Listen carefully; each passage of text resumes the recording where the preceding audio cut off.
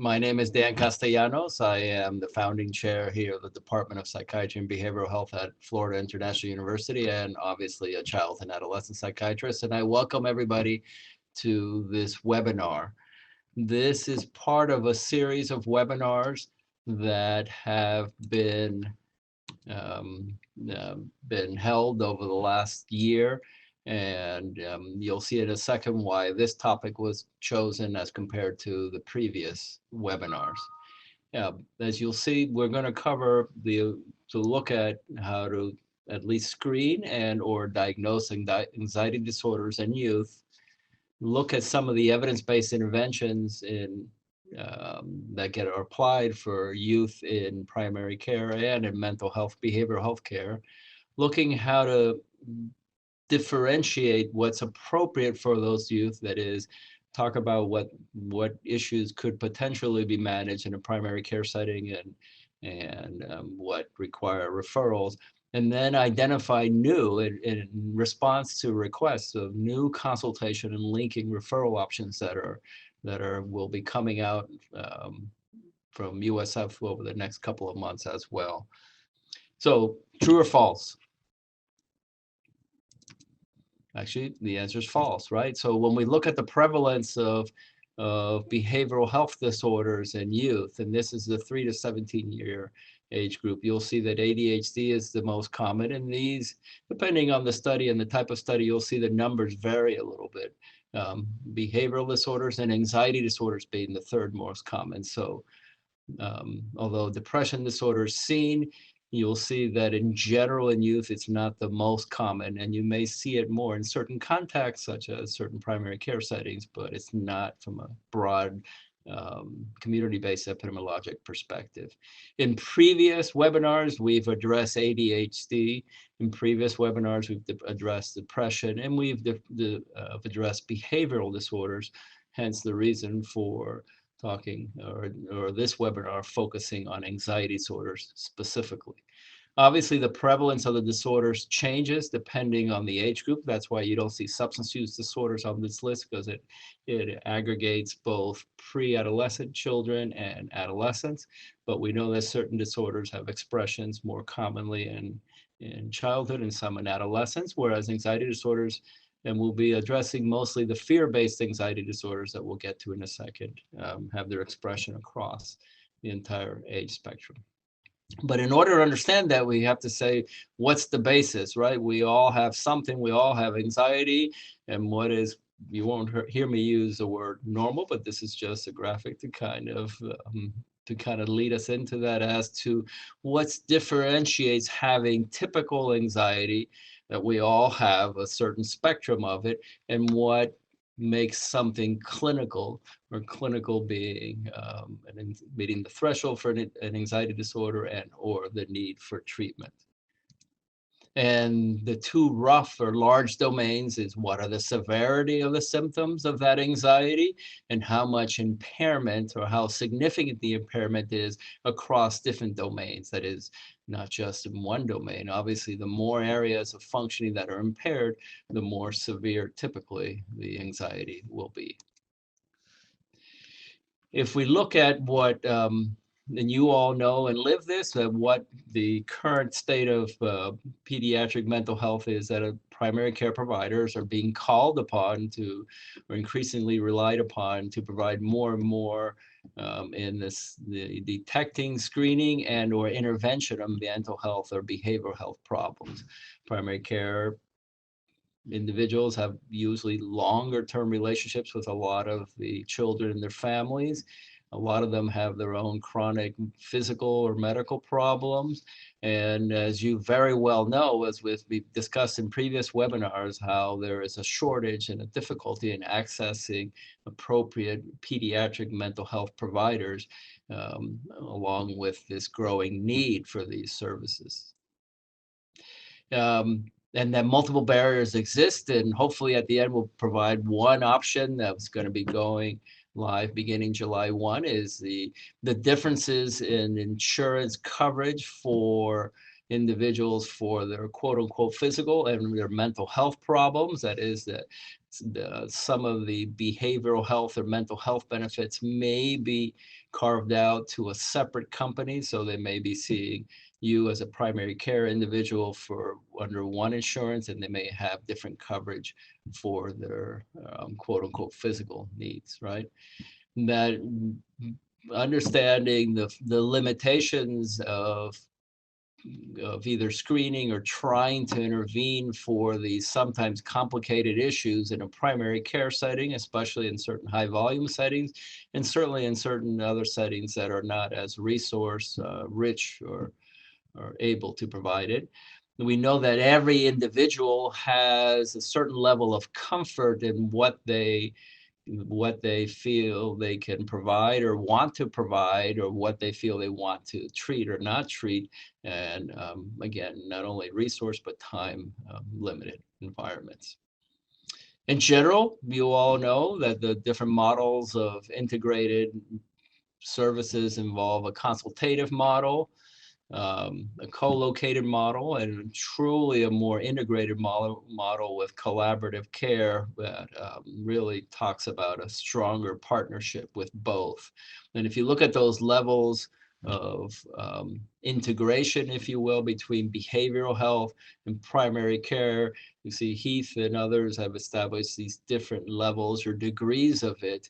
And today we're going to be talking more at the levels 1 or 2 or 3 on this paradigm, and not the full collaboration. So that the fully integrated practices, we're going to go beyond the scope of this webinar, and we'll talk about what can be done for individuals with certain practices and certain clinics and certain settings where looking to get issues resolved, but not certainly going to address a whole systematic change in an organizational structure in each of your practices or locations, right?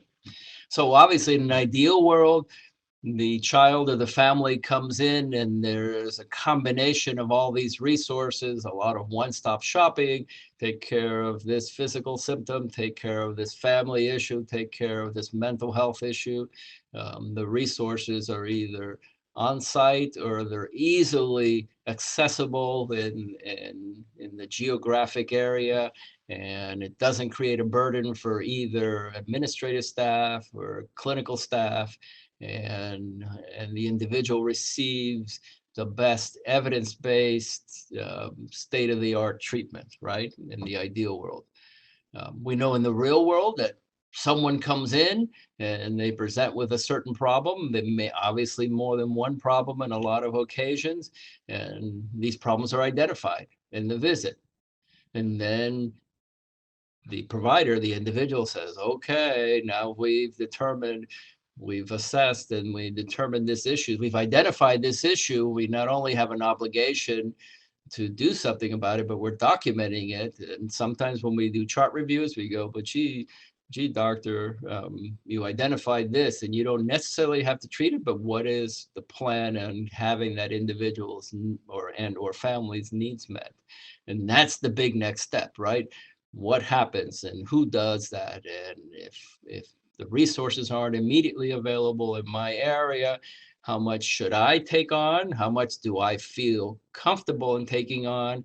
And how much do I initiate in a transitional way and then refer on, et cetera, et cetera. So after the initial issue is identified, the next question is, how do I proceed? Do I need more information? Do I do a quick screen? Well, we know that screening does not equal diagnosis. So if a person fills out a questionnaire and they endorse a couple of the items in the questionnaire of concern, it doesn't specifically issue or coincide with the diagnosis. There are some diagnostic specific questionnaires and forms, and those tend to be more labor intensive and more done at the back end rather than at the front end, right?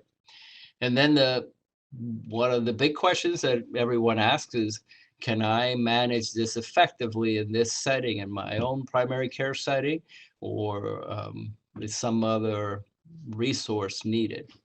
And if so, then how do I help that individual obtain that outside resource, either vis-a-vis referral, or nowadays, obviously, we talk about linkage for maybe treatment, but at the very least, further evaluation. I've done a screening.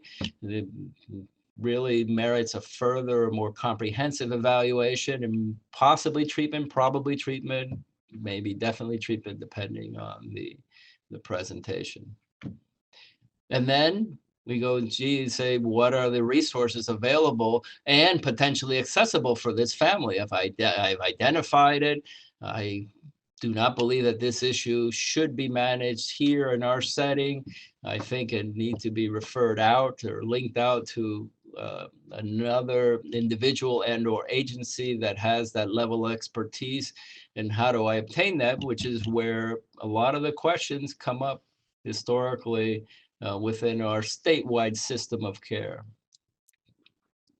And we know that the most common issues that tend to come not only from clinical experience, but in reviewing the literature, then it isn't the whole variety of all the behavioral health problems, but the more common ones in primary care setting. And I'm focusing on the mental health side and not the substance abuse side, include issues such as ADHD. And you saw that with the graphic about the epidemiology and the general population. Anxiety disorders are very common. And actually, if you look at experience in clinical literature, the presenting problem typically isn't, depending on certain cultures and populations, it's typically the emotional anxiety symptom. It's some kind of physical symptom. We know that depression frequently does get encountered and picked up. We know that behavioral issues and more developmental issues, especially more lower acuity issues, come up in primary care. Global parenting issues and parents struggling with parenting issues, not related to any specific diagnostic group or diagnosis. And opportunities for parents to sometimes grow or look for opportunities to grow and help their children in a variety of different ways, whether it's vis-a-vis the school system or other potential resources, or some of the more common issues that present in primary care. As a rule, the general strategies get put into certain domains or buckets. And again, this is not new, but you will see that generally, well, gee, is this a psychosocial therapy intervention? Is this an environmental issue? You have to look at changing the environment. Is this a potential medication issue? And that's where each individual primary care provider will look at saying, what are the medications that I have developed my level of expertise and comfort in utilizing and being able to manage X, Y, or Z problem? And that we know that as a general rule, that combination treatment is generally a better rule. That if medications are indicated, that rarely do we talk about just prescribing use of meds only and not combining it with any other type of psychotherapy or any other interventions with the family, etc. And then most of the studies tend to support that. But then vice versa, individuals who need psychotherapy obviously only do not, and maybe not necessarily medications, obviously it's therapy, and other psychosocial environmental interventions.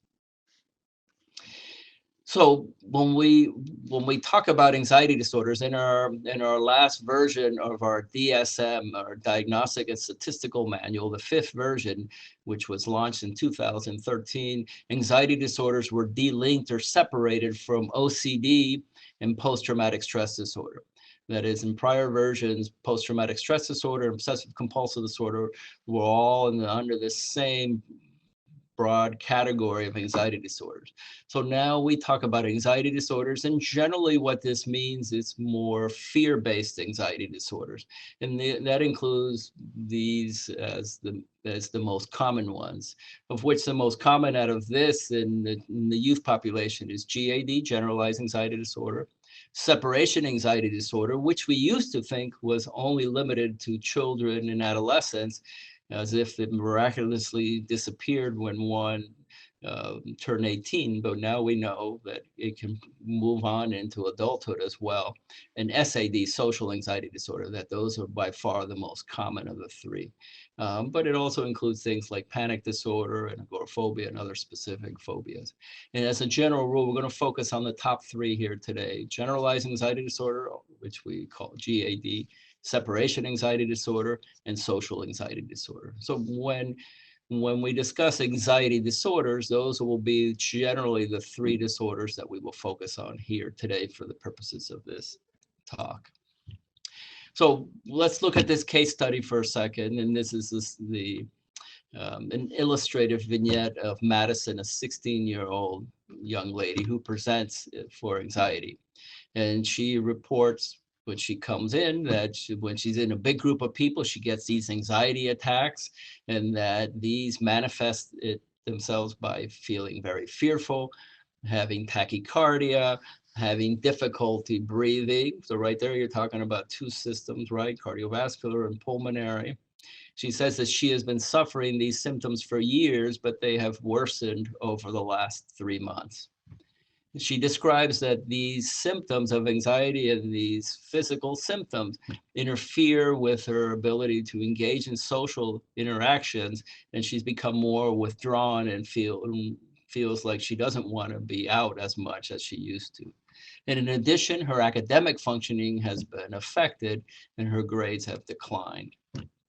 When Madison's mother is interviewed, she reports that, oh no, Madison is anxious all the time. It isn't just in these big groups, that she could be quote unquote anywhere and have anxiety, right?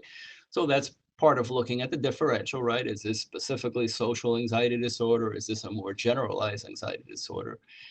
She does confirm that Madison frequently is more isolated and withdrawn and doesn't want to go out, even within the family context, which is sometimes a clue, being in a more comfortable, safer setting with family as opposed to other social settings. Madison has displayed changes in sleep, such as early insomnia, and then Madison has also changed her eating habits and has subsequently gained weight as well. No suicidal ideation is elicited at the time of the visit, although she's had some vague thoughts about killing herself or committing suicide in the past without any actual plan.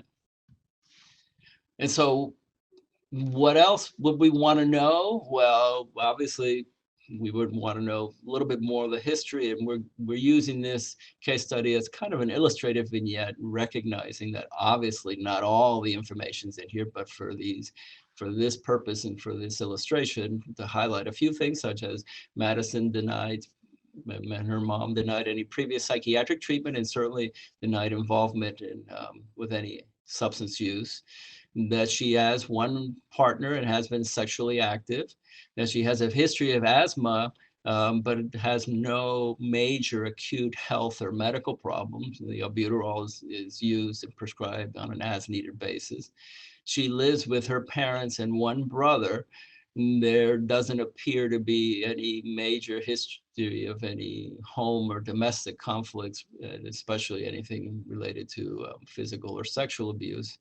And there is a family history of psychiatric illness, such as Madison's maternal grandmother has been treated for an anxiety disorder in the past as well.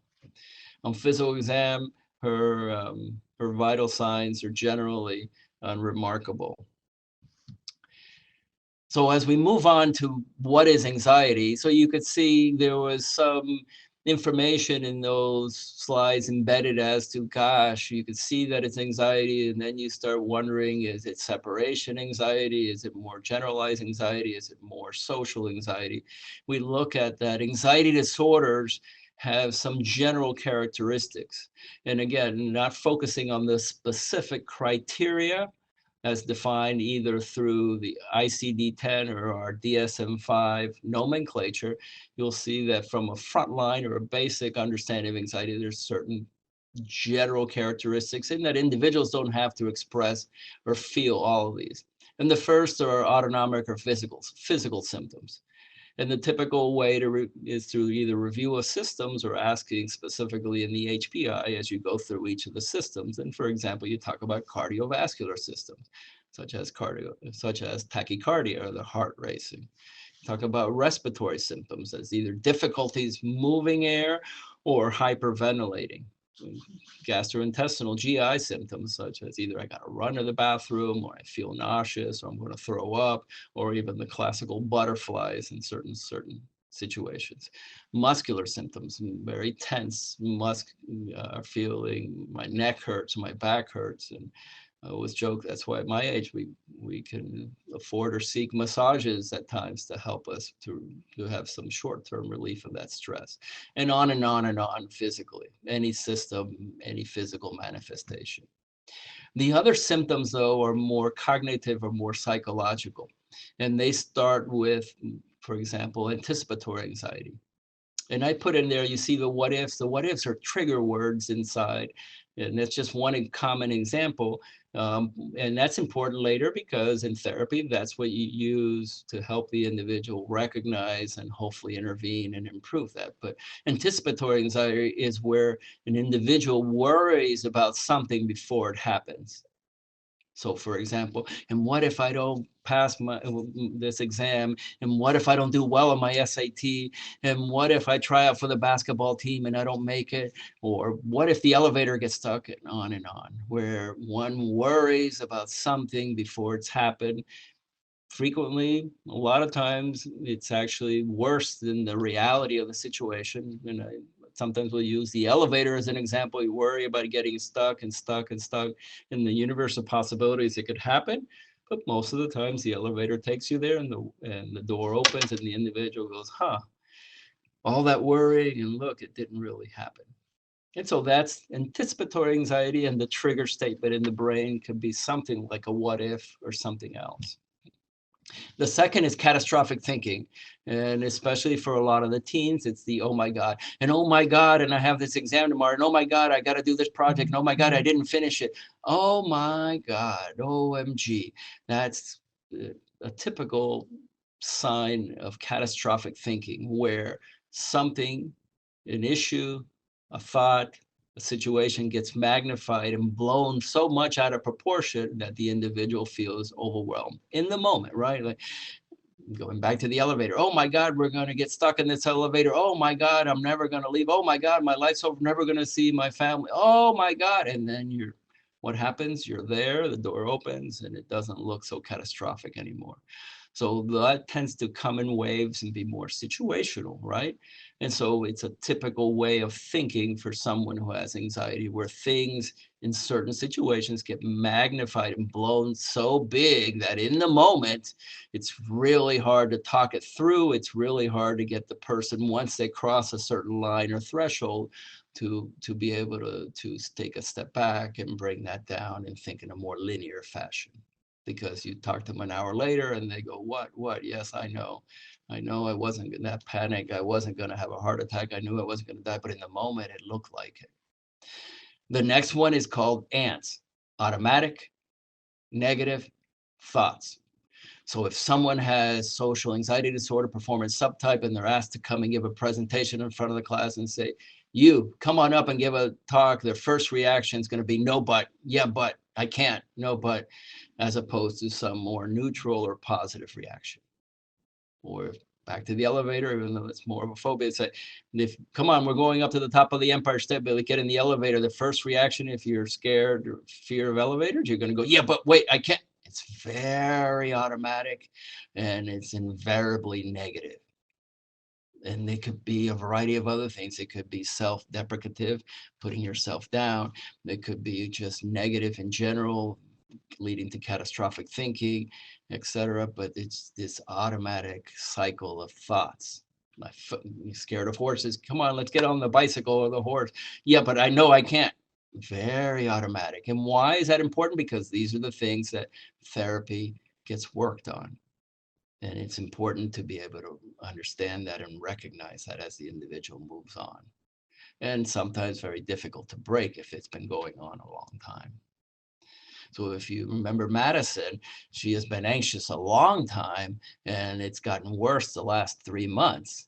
And that's different than someone who's had a very clean baseline and that everything started almost de novo in 3 months ago.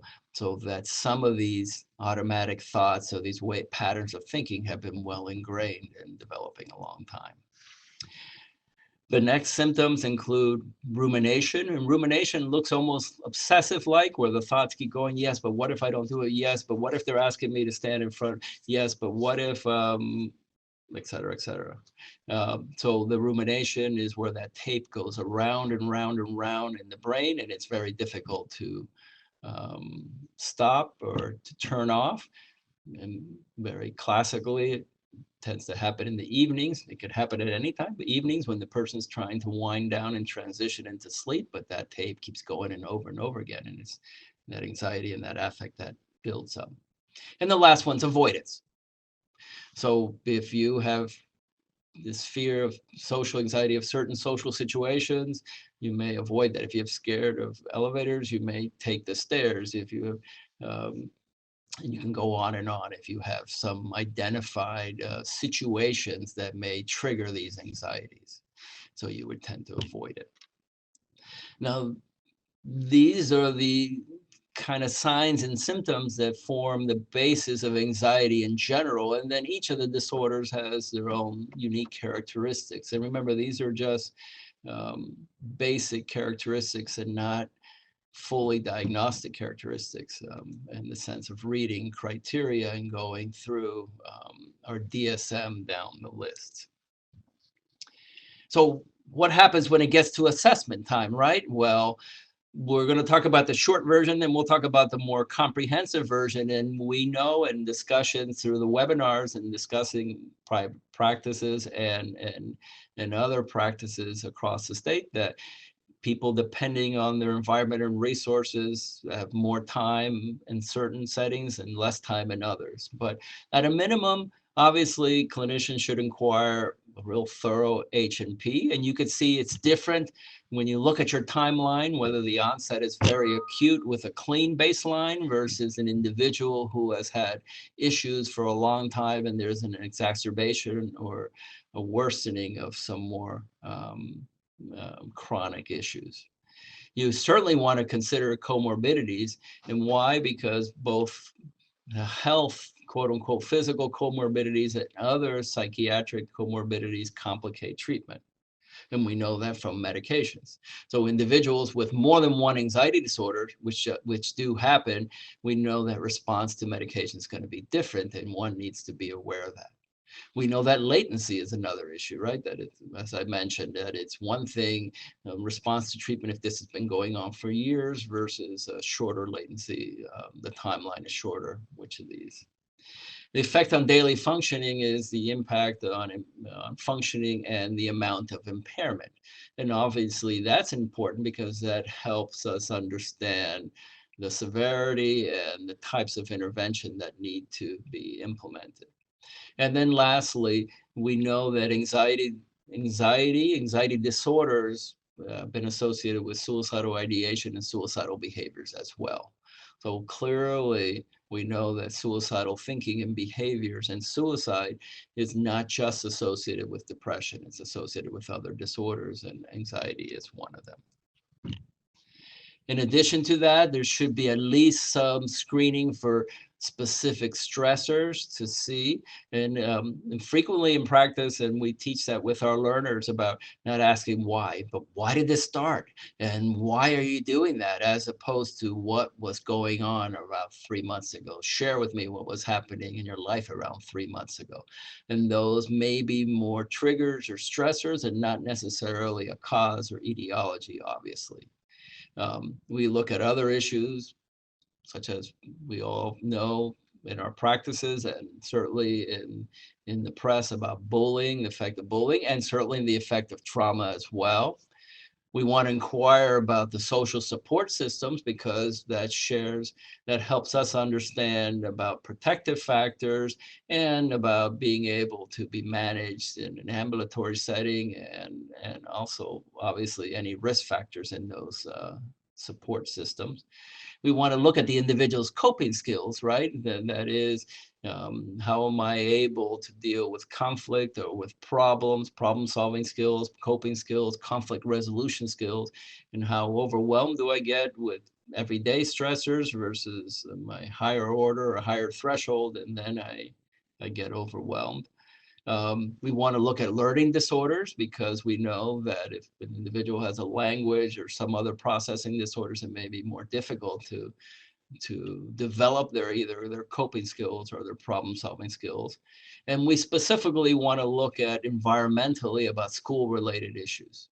And school related issues, the big domains are either academically or socially and behaviorally, and seeing how that impacts the youth, with my analogy being school being the work setting for the student and the main functioning environment with which information gets derived to see how they're really feeling and how impaired they are. And then, as we've mentioned before, to look at any comorbid psychiatric and or medical conditions as well. We know that in all our nomenclature, we talk about that the symptoms and the impairment must be cross-situational. Now, it doesn't mean that if an individual displays anxiety symptoms in just one setting, such as a phobia, it's minimized. But for example, if an individual is displaying a lot of these fear-based anxiety symptoms and it's only in the family, within the family context, then it makes one wonder and look into it a little bit further to see what may be unique to that setting versus it's happening at the supermarket, it's happening at school, it's happening at home while I'm watching my streaming service on my laptop or wherever I am, but it's not just based in one setting, which it could be, right? There's always an emphasis to use some kind of rating scales, and the rating scales can even at times be tied into reimbursement, but rating scales to document the severity of the symptoms at the baseline evaluation, and then rating scales also to guide response to treatment, that you would hope that if you're using the same scale and it's measuring the severity, for example, that there will be improvement as the individual proceeds in treatment, and if there isn't, to make appropriate decisions based on some of that information that gets integrated into the clinical decision making. Obviously, family coping and parenting styles are important. And if you look at the literature, parental anxiety, and specifically maternal anxiety, as the mothers tend to have more contacts with the kids, that's an important factor, so that sometimes looking at getting the appropriate parent's own treatment, if they present as very anxious themselves, can really help with the child's anxiety. And then lastly, as you saw in there, severity and impairment. Those are areas that we've talked about at least 3 times, which was meant to highlight the importance of that, right? The severity of the symptoms and how much impairment or how significant is the impairment in one or more domains. So I always say, I could be very anxious, but I could be moderately anxious. And if I'm functioning at work and socially and at home, and I'm not impaired physically, whether it's with eating or sleeping, etc., I may have a fair amount of anxiety, but I may not have an anxiety disorder. Now, whether that requires treatment or not, that becomes a clinical judgment, but it may not quite reach that spectrum, that threshold of being a clinical disorder. And you saw in that graphic earlier with the arrows how we all have something, we all have different degrees of it, and individuals can have a little bit higher baseline of anxiety than others, but still not have a clinical anxiety disorder. And so those youth may be at risk later down the road, but they may not formally require either intensive intervention or any intervention at all, depending. So then what do you do once you say we've identified this individual, this teenager, Madison, and Madison we think has blank, generalized anxiety disorder? Why? Because there was a hint at the beginning that maybe it was social anxiety disorder, or that only in certain contexts of certain situations, such as a group or et cetera. But let's assume it's generalized anxiety disorder. And then what do we do? What does one do? Or what are the appropriate evidence-based interventions for an individual like Madison? Well, as any of you who have participated in these webinars before, you know that the USF Florida Medicaid drug therapy program for behavioral health has done an excellent job in bringing together both national and statewide experts in developing these treatment guidelines. And they usually start with levels, with level 0 usually being a comprehensive assessment, then leading to level 1, 2, and 3, or depending on the guideline, it may be less or more levels depending on the evidence that exists. And that these levels are meant to be a guide. It's not an algorithm. They don't necessarily need to be sequential. It allows for the clinicians to make judgments as to you move along the levels. And so level 1 is you've identified that person, you've done your comprehensive assessment, you've refined your differential diagnosis, you've established, in this case, we're going to use generalized anxiety disorder as the example and say, aha, Madison has generalized anxiety disorder, then I think it's mild to moderate. So what are the interventions? Well, you would start with psychoeducation for the family. And part of that is educating that you could have anxiety or you could have an anxiety disorder. And this is not just something in her mind. And this is not just something you snap out of, or you just take a deep breath and say, get stronger. But you provide the appropriate intervention, education, sorry. And then the treatment of choice is CBT. And CBT, why? Because CBT works on URI, having the individual understand these processes inside their brain. And that's why it usually works with older or better reflective individuals. So understand, like, oh my God, whoops, oh, that's catastrophic thinking. Yeah, but wait, oh, that's an ant. Look how automatic that was. And yeah, but what if I don't? Oh, that's anticipatory anxiety. So have them understand what that is.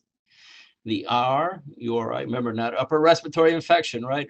URI, understand, recognize is helping that individual, in CBT helps them catch themselves when it's happening. Yeah, but whoops, I just did it again. But what if I get, oops, I just did that again. And in CBT, they'll have them log it and journal it, right? And the I is the intervention. Once they understand it, once they're able to catch themselves, then how do they intervene? And the exposure-based part of it is that you can't just do that at an office. You have to go out and do that. You have to go out and drive on the expressway. You have to go to the supermarket. You have to give the presentation in front of the class. You have to be out and doing things to help not only master these symptoms, but also decrease your impairment. And so, yes, the term we use is master because some people call it controlling, but it's not elimination. I could still feel anxious and get on that bicycle, but I've got it. I could still be a little bit anxious, but I'm driving on that expressway and I'm going along the way. 16 or over, right, for those teens. But obviously, recognizing that CBT, we always talk about CBT and you go, but who does CBT? That CBT may be limited. So if CBT is not available, then there should be some referral or some individual that can provide some other evidence-based psychosocial intervention for that anxiety. And it could be web-based with the proliferation of computerized or web-based interventions, but it should be some evidence-based intervention as opposed to we're going to do play therapy with puppets on the floor and that's going to help that child with the separation anxiety later. Potentially, but not typically. So CBT is the gold standard, but if it's not available, some other therapy that's been shown to be evidence-based and that can help anxiety. And that, as you heard me just say, that the focus of the CBT is to decrease that anticipatory anxiety, to help manage that catastrophic thinking so that things don't look so overwhelming, and catch yourself before it gets that threshold. As in this graphic, helps squash those ants, those automatic negative thoughts, and obviously decrease avoidance. That's two negatives, right? But to improve functioning and decrease impairment and avoidance, and that the focus is on helping change or manage those things. Before we get to medications, we also know that if there are comorbid disorders, you want to treat the comorbid disorder. And as in any clinical setting, if a person presents with two issues, ADHD and generalized anxiety disorder, usually you try to determine your hierarchy of priorities, and you say, gosh, we don't want to start too many things, but which of these is creating the most impairment or the most severe? And it's not only your clinical judgment, but you engage the parents, the family, and the individual to come to that assessment to decide whether, for example, we're going to treat the ADHD first or treat the anxiety disorder first, rather than saying we're going to treat everything. So that's a clinical judgment and decision in that setting.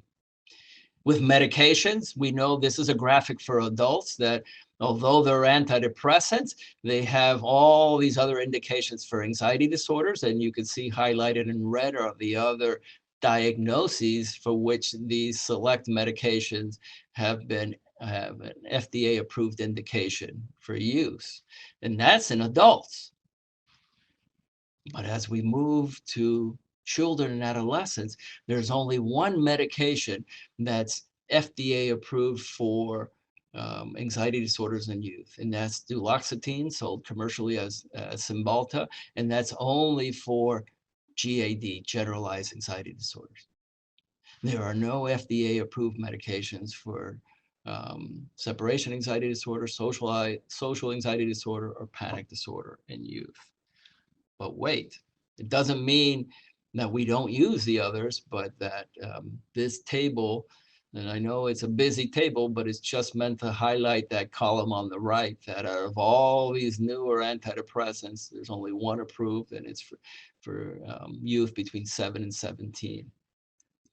But in a second, I'll explain why our recommendations go beyond that, right? So we know that when we get to these recommendations, an individual is more likely to follow them, that if they're really specific and concrete rather than more vague, right? That the more resources you need to implement it or look for, obviously, the less likely it's going to happen.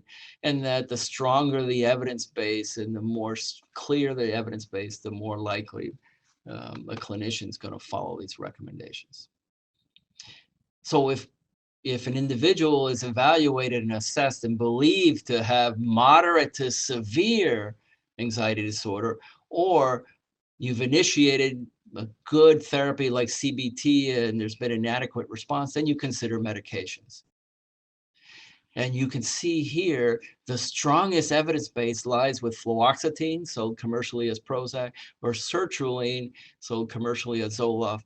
Monotherapy, that means just one of these at a time, in combination with CBT combined treatment. And why is that? Well, because the evidence base for these medications, these well-designed, randomized controlled trials, came after they were launched as generic on the market, so that the companies didn't go back and seek the FDA indication for it. So therefore, although they have much stronger evidence base than duloxetine that you saw earlier was FDA approved, these are technically considered off-label, but they're considered our first-line medications. And what one does is start monotherapy with one and goes increasing the dose carefully and slowly until either you reach the effective improvement in symptoms or there are treatment limiting side effects, and then you switch. And if you tried fluoxetine first and you've done that and you need to switch, then you go to sertraline or vice versa. But it's one medicine at a time, one at a time. If you go on and say, gosh, we tried one iteration, fluoxetine, we've increased it to blank and the individual, Madison didn't tolerate it, or I didn't see the benefits of it, even though the FDA maximum 80. That's a lot for our youth, right? So you bring it up to a certain dose and you feel they haven't responded, weaned off and restarted the other and feel that it hasn't responded, then you move on to the next level. And this next level, it does include duloxetine, right? Now, duloxetine, please remember, FDA approved only for GAD, none of the other anxiety disorders, but it's duloxetine monotherapy in combination with in CBT. And then a second option is fluvoxamine, sold commercially as Luvox, of which the only FDA indication for it is for obsessive compulsive disorder, but we do know that it has a fear-based anxiety disorder kind of improvement. There is some literature on that, just that the evidence is it's much less than fluoxetine or sertraline. And so you can consider either of these two as you get down the road. And then you have to decide, so whether your threshold for referral is here at this level or much earlier, or even before not starting any medication. But certainly if you've tried 1, 2, and certainly you've tried 3 medications, you should really look at reassessing diagnosis, or more specifically referring to a specialist. And in discussions with individuals, as you saw, depending on each of your preference, of your comfort and your level of experience, you may make that referral earlier or later. And part of that depends on the resources. We've discussed that with many a clinician across the state. But certainly by the 3rd iteration or trial, you should be referring on for either for further or reassessment or consultation, or to transfer care to another specialist. Because these other medications off label you can try as well, but boy, if you're really already down in the weeds where the level of evidence for children and adolescents is much weaker, you want to be cautious, and especially with some of the known side effects of some of these as well. So that's certainly a clinical pearl that if specifically after 3 medications, you should look at that. So this is the cheat sheet. This is basically taking each of those recommendations and consolidating them into one screen. So you will see that, again, for just mild and moderate anxiety, we typically do not begin medications. It's generally the threshold is the more severe, the more moderate to severe the anxiety, and or the more severe the impairment, the more likely we're going to start the medications. What is not recommended, obviously, is the use of benzodiazepines for maintenance. And that's all ages, obviously, and especially not recommended the use of antipsychotics to help anxiety or as sedatives. And the classic example being quetiapine, so commercially as Seroquel. Oh, you're kind of anxious, let's give you this quetiapine that's going to help you relax. And that's for 2 reasons. One is there is no well-designed literature. There's no literature that quetiapine helps with anxiety. And 2 are the potential metabolic side effects do not justify its off-label use as well. Now, please remember, if we're talking about the medications we talked about earlier, fluoxetine or sertraline, that they all carry a box warning, formerly known as a black box warning. And what's a box warning? It's the highest level of warning for any medication, and it's meant by the FDA to highlight the severity of caution and the severity of potential side effects for the prescriber. So you do need to have that discussion and hopefully document with each of the families and the individual. The box warning arose back in 2008 when the post-marketing studies of over 4,000 youth revealed that the incidence of suicidal behaviors, not suicidal behaviors, was 4% compared to 2% with placebo. The literature subsequent to that, after the FDA required the use of the Columbia Suicide Severity Scale on all the studies, has not replicated that. And we think part of that is that all those adverse events in those original studies included a whole bunch of behaviors that weren't really suicide. And some of the examples were stabbing with a pencil or banging the heads, etc. And so the literature and this Ignaszewski and Waslik study kind of looking at all that really does a nice job of highlighting the results that it's really not different than placebo. But since that FDA warning's still there, you still need to have that discussion with the families, even though the scientific literature has shown that it's really not what we thought 10 years ago.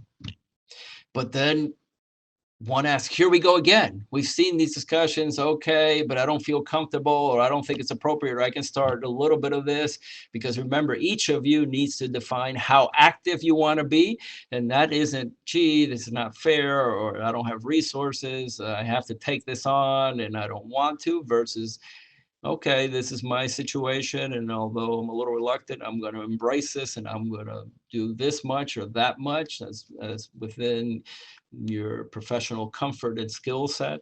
But what do I do? Where can I go? Who can I consult with? Well, here's what's a little different for today. So the University of South Florida undertook this telepsychiatry pilot project beginning last year for almost a year now, and looking at improving access in 3 rural pediatric sites vis-a-vis telepsychiatry. And they specifically took this on to target these areas that were obviously underserved and where there was a paucity of resources. And Dr. Wojas, Jusina Wojas from All Children's Hospital in St. Pete, has been spearheading that herself and seen a total of nearly 100 kids and youth through that project. So this project will be expanding. So beginning July 1, this will be expanding statewide, and hence providing a new resource for primary care sites for this free service to get this telepsychiatry consultation. And USF will be contracted to divide up the state with the 3 big academic centers: University of Florida in the north, University of South Florida in the center part of the state, and your own Florida International University for the southern part of the state. And this will go live as a resource beginning July 1. And so although I don't have further details at this point in time, you can see on the screen, you can contact Sabrina Singh afterwards if you want to get more information. And as it gets more proximal or closer to July 1, you'll see on the website, you'll see more information on how to access this wonderful service, free service, HIPAA compliant service with USF, where you'll be able to either have the board certified child and adolescent psychiatrist consult and evaluate the child and family, or consult with each of you as the primary care provider to help guide you. So the consultations will be through one of those 2 mechanisms, and you can get it. More information from Sabrina Singh. Currently in existence is the Florida Pediatric Psychiatry Hotline is still in existence. It's been there, a valuable resource that's been there for the longest time, and that's still available for those phone calls. So please utilize that resource. And then going live now is Aunt Bertha. Aunt Bertha is a resource, a national resource that looks at linking individual with existing resources. And if you take a picture with your phone on the screen of those URLs, you will see it'll come up with that gray area in the bottom where it'll say search for behavioral health services or any services, and you plug in your zip code. And when you plug in your zip code, it'll lead you to a screen with a whole variety of different services. And if you click in the middle where the circle is where health is, it will lead you to the type of health services within the catchment area, that zip code area. And if you further click in the menu on mental health care, and I wish it was a little bit clearer, but it's mental health care, then it'll come up with the type of mental health services that are available there. Now, you may be familiar with those services already and say, this person doesn't do this, or this person doesn't take that insurance, or this person is not funded, I can't access care, but it provides you other resources that you may not know were available and that you maybe could access. And it breaks it down by the types of services in the big categories per se. And then you would click on each of these and it would say such and such clinic, such and such county service, etc. And if you need to, you go back and expand your search area by including other zip codes, so that it provides at least another resource, because it's extremely difficult to come out with a resource guide that covers the whole state and that is constantly being updated so that you have some up-to-date practical tools. So Bertha is one way to meet those needs and hopefully get some benefit of that as a resource.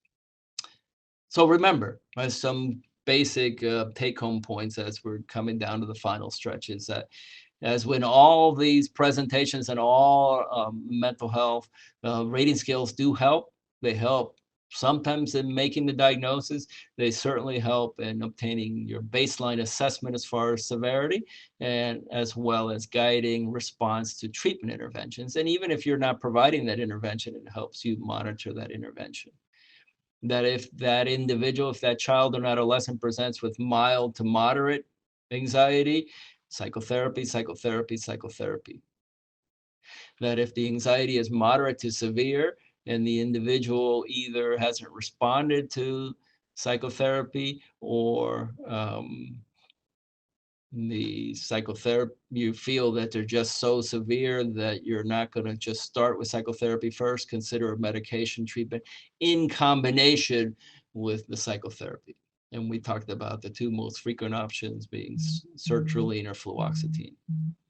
And that an exciting development is the availability of telepsychiatry consultation that will kind of go online beginning in July, and that this will be hopefully a wonderful resource, free resource for all of you to utilize in your settings, and that you could hopefully incorporate that into your practice management or your flows to take advantage of this resource from the network of statewide child and adolescent psychiatry experts that will be manning that.